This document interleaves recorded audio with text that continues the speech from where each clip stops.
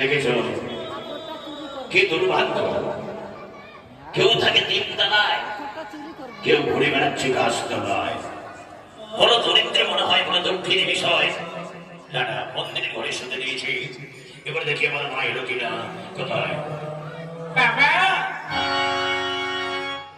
বাবা? কে মা? বাবা, আমি ফুল তুলে নিয়েছি বাবা, পুজোর আয়োজন করছি।